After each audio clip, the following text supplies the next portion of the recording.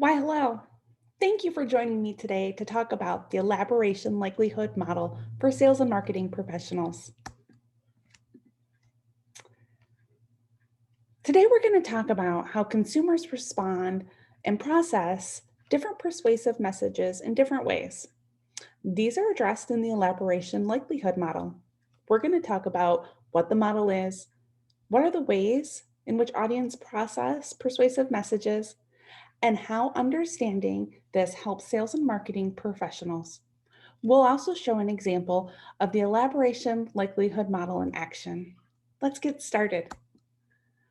Developed in the mid 1970s, the elaboration likelihood model was developed by John Cassiopo and Richard Petty.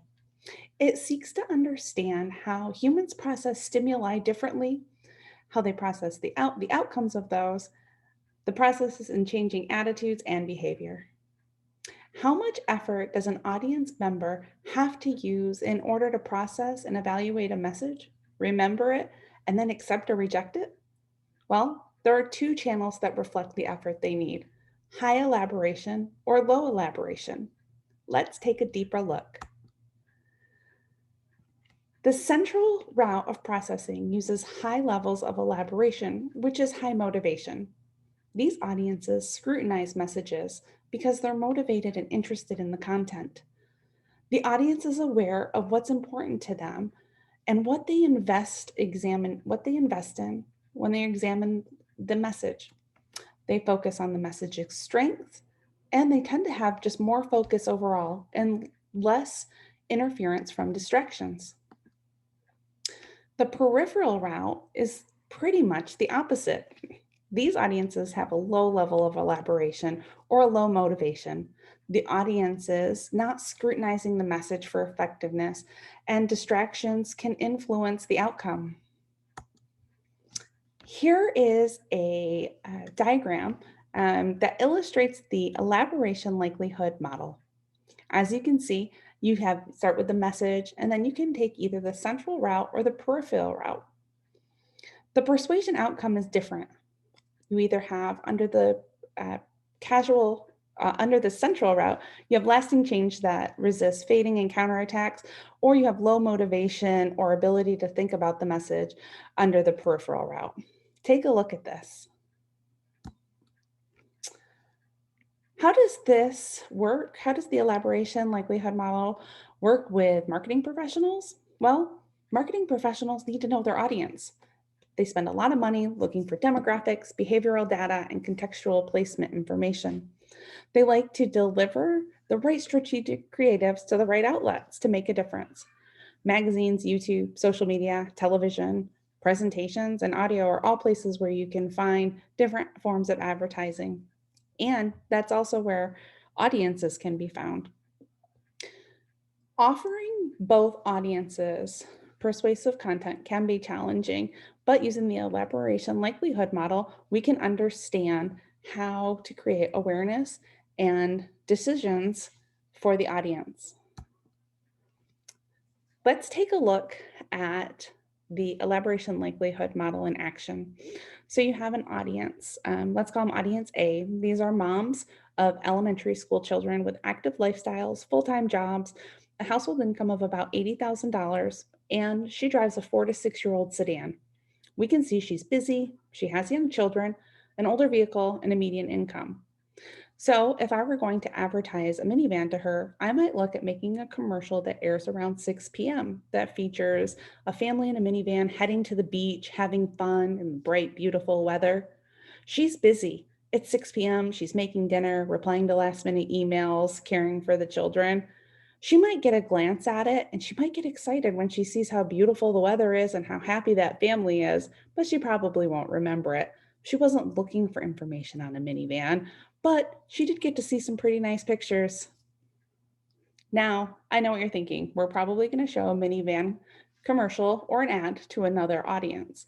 But actually, what I want to show is how the same audience needs the other ad. So message 2 is a social media ad that's displayed at 9 p.m. It highlights things like safety features, gas cost, and the comfort features in the minivan. This is for the same audience. But now the mom is sitting on her couch looking at her phone, and she vaguely remembers seeing something about a minivan earlier.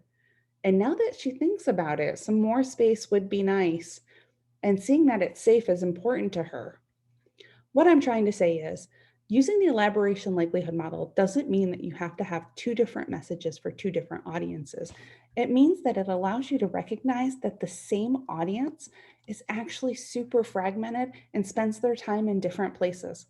Over $390 billion are spent on advertising each year to persuade people into feeling a certain way about a brand.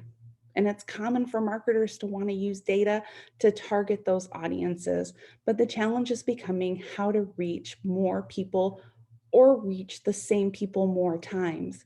Using the elaboration likelihood model, you're able to create two ads for the same person that don't seem annoying because it's reaching them at different parts of their day when they have different motivations. Advertising is found everywhere, from buses to planes to the fences at your children's school to sports stadiums. We are exposed to a lot of peripheral advertising, but it doesn't have to be bad. It doesn't have to promote a consumeristic view. Focusing on central route processing or for meaningful impressions matters. It takes marketers beyond consumerism and takes the idea that everybody's out just to get people to buy more, more, more. Consumers using central route processing can help to define issues and solve them for consumers. Take a look at the McDonald's ad.